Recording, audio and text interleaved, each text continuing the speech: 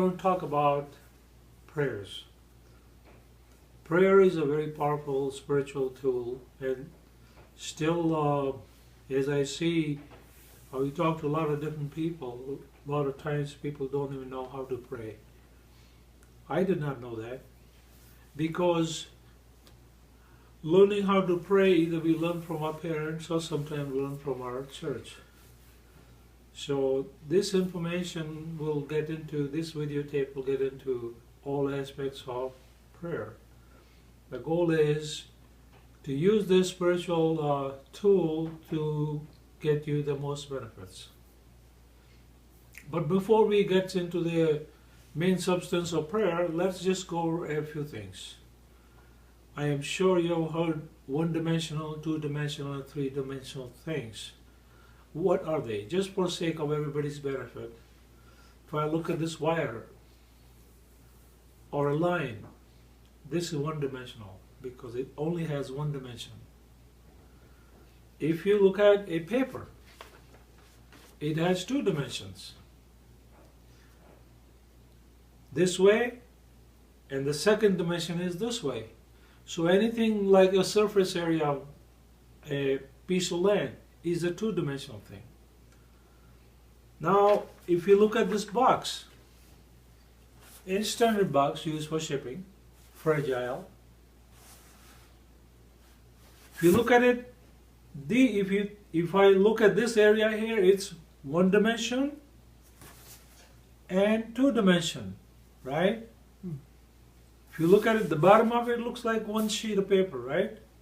But when you make it grow in the stack up a whole lot of papers, that is the third dimension. Now it becomes a solid object. So we are going to talk about three dimensionals of prayer. Because without that, it's possible that your prayers are not being effective. And it's possible a lot of people get frustrated because of that. And I'm sure sometimes you have wondered why some people's prayers are more effective while somebody else's are not. So let's get a little bit into it. Prayers. So what is first dimension? First dimension is what is being said in a prayer. The content of what is being said. And the second dimension is with what attitude you are saying your prayer. That's the second dimension. And the third dimension is understanding the higher principles of prayer. And also understanding how the supernatural or God works. Also, how God hears the prayers. And these are some of the qualities of God that we're going to talk about in order to help you become more effective with your prayers. So, let us talk about first dimension. First dimension, just to recollect, it's the content of prayer. Of course, most of us have said a prayer too when we get ourselves in a difficult situation. Suppose you're driving down an expressway and you know you're going a little faster than the speed limit, and then suddenly you see red and blue lights go off behind you. I'm sure even the most atheistic people sometimes have prayed, "Oh Lord, please help me. I will not speed up anymore." And rumor has that even thieves, for example, for that matter, they pray, "Oh God, this is the last one. After that I will not pray." So it's very interesting that people who sometimes are doing some questionable things also pray. But that's understandable. So let's just understand, where do the prayers come from? Most of us we have learned our prayers from our parents, or maybe most of us learn it from a church or a temple or a synagogue. Sure, somebody came to you and said, "Okay, if you're Catholic, this is how you say Hail Mary." Or somebody to a typical Christian would say, this is Lord's Prayer, or this is Sinner's Prayer. Or if you are from India, if you follow the Hindu faith, then somebody says, okay, this is how you pray to Hanuman, or this is how you pray to Shiva. Similarly, I'm sure there are all kinds of prayers, even the Jewish faith, and also in the Muslim faith. And they're all wonderful. But let's understand, those prayers that are given to you by an organization or standard part of scriptures are wonderful, but they are what you call standard prayers. You start with them because you believe in them, and that's a good starting point, but that's only the first dimension, the content of what is being said.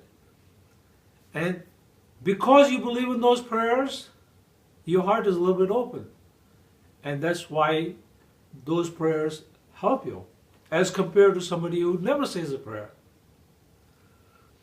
But you are still not there to a point where you can get the full benefit of what those prayers can help you with, unless you understand the deeper dimensions of every aspect of prayer. Now, other part is, what happens when you're starting a new project? Or what if one of your older relatives is sick? Or what if somebody gets into an accident? Or what if somebody is starting a new project and you don't know your new boss? You don't know the new team you're going to be working with. What if you're a NASA scientist and you know you're ready to send out the spaceship, and stakes are very high, and I'm sure most people pray. And that's what I'm talking about. So, coming back to the content, you can use a standard prayer, but you can also add to that what you call the project-specific prayer, or very personal aspect of prayer where you need help. And it's perfectly fine to ask for help. So what it means is that you have an element of prayer in the first dimension, which is the standard prayer, but you don't have to be limited to that. Feel free to add your own prayer to that. Oh, dear Lord, help me. My mother-in-law is coming. That's a very good prayer for a lot of people. You know, you can relate to that.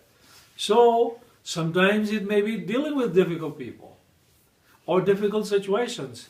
So, you are empowered to add and delete your prayer as you seem fit, based on what is at stake and what is coming up, a new project or new person or a situation.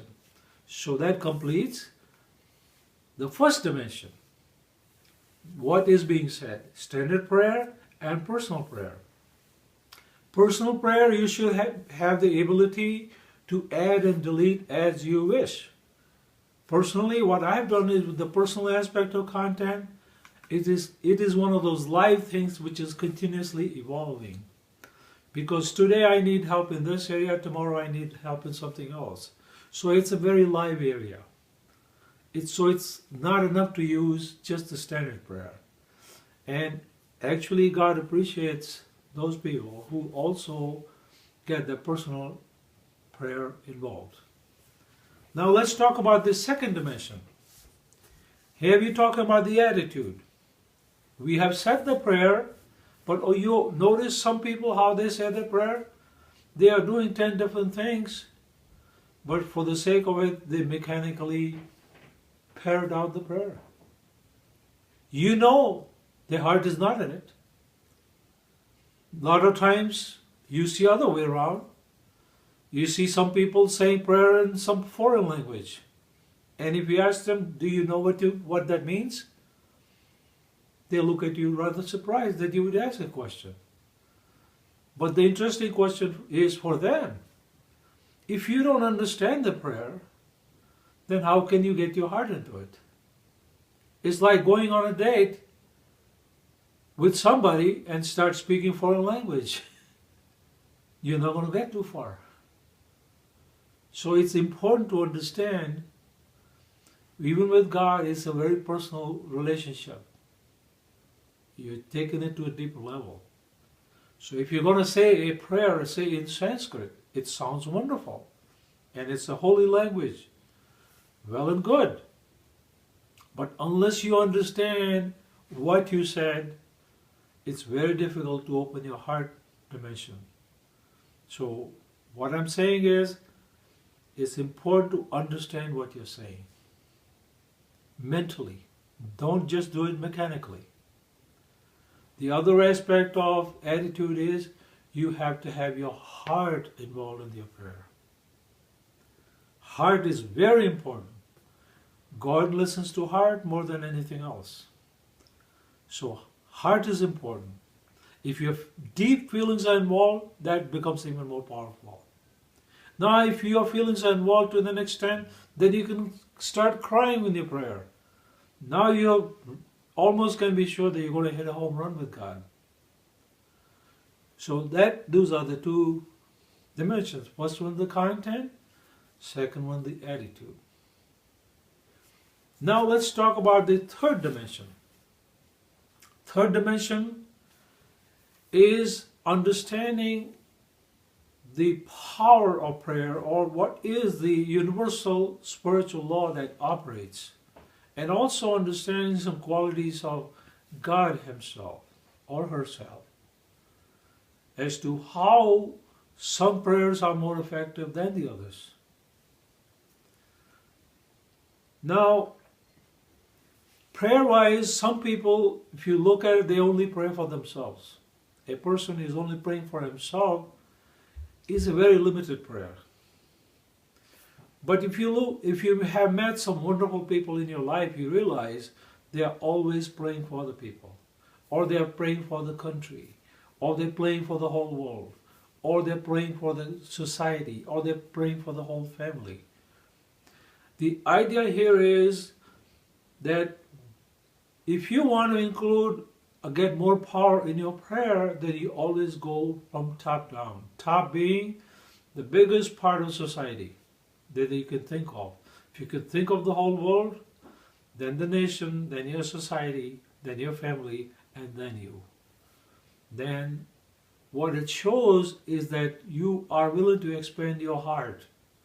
You are willing to expand your mindset to include everybody else in the prayer. Because in the way we live in this world, everybody's interdependent on each other when it comes to dimension of prayer and spirituality. So it will have more power if you pray in that order, as compared to I only pray for myself. So that's another important dimension of prayer. Now, the next part of this supernatural aspect of prayer is trying to understand how God listens. And surprisingly, I never learned how to pray. I had no idea. But as I grew up, I just picked it up from here and there. And I'm very thankful to my spiritual teacher master who taught me all those things. Now, let us just take an example. Let us say that you say to God, that dear God, I'm in trouble here, and please send help. What happens is, God reacts automatically, and He sends help right away. And what is the real surprising thing is that we do not have ability to receive the help.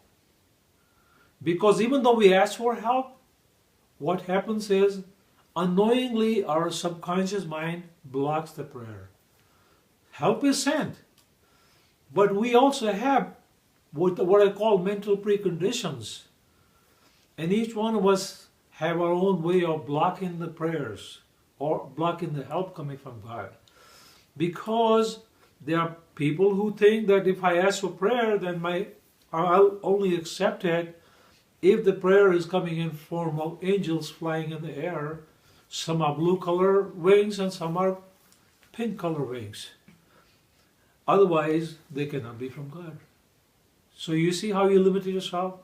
Same way, if you are from India or East, for example, and if you are praying to Shiva or one of these other aspects of God, it's possible that you might think that, well, I will only accept help if Lord Shiva materializes himself.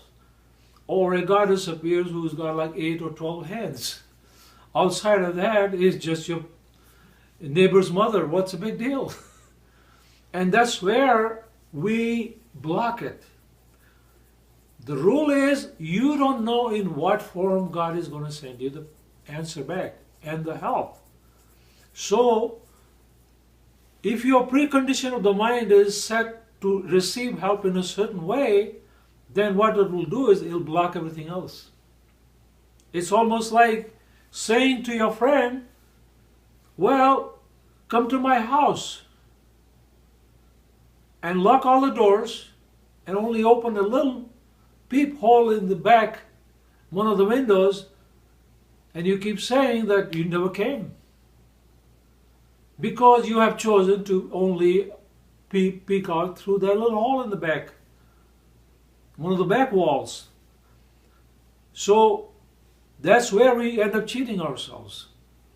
And a lot of times we are not even aware that we are doing it, but that's why it is in the subconscious mind. Subconscious mind is the mind that's behind in the back, controls all habits and all preconditions. So if we are trained to have some preconditions about how God is going to come and give you help, then you are only going to receive help only through the peephole in the back. And then what happens is, if He doesn't send help through that, then you assume that God is not helping you. Even though He was at your front door, He was at your windows, then He was the side door. You said no, because it did not look like what your expectations were. So the question now is, how do you protect yourself from your own blockers? So the way to do is to realize that God is very, very sincere and very loving to all. He sends help right away. But one thing you have to understand about Him, that He is very formal. So my own personal conclusion is God is British. What does that mean? That God is very formal. So whenever you say a prayer to God, make sure you are paying attention to every word that you're saying. So you cannot say a prayer, God, I want to go left. No, I want to go to right. And if you have things like this, then you're not getting the help. It's almost like going to New York and 4 people sit in the taxi cab and one says go left, go right, no, turn around. What do you think the taxi driver will do? He'll just stop, pull over to the side and he'll say, you guys make up your mind. Until then, meter is running. You will pay, but you're not going anywhere. So it's the same thing we have to understand. Pay serious attention to what is being said, every word of it. Be very, very careful what you say. Rule number 1, you never pray to hurt somebody, because that prayer is not going to come true. It's almost like going to a local judge and asking them to enforce an illegal or immoral law. There is no such thing. If you have done something illegal or immoral, judge will not enforce that contract. It's in the same way. You cannot pray to hurt somebody. Prayer always has to be some positive, constructive request to God. And then you pay attention to every word that you say. And in this is the secret how to trap God into helping you. And how do you do that? Because you are paying attention to every word that you're saying, what you want to do is you want to also use your words in a way that stops God from not helping you. He sends help, but you kind of get His cooperation against your own blockers. And how do you do that? Let us say, for example, you need something. You lost a piece of paper, it's very important, and you need for taxes. There's not much time. So you pray to God, dear God, I cannot find that piece of paper. Very specific piece of paper, let's say a bank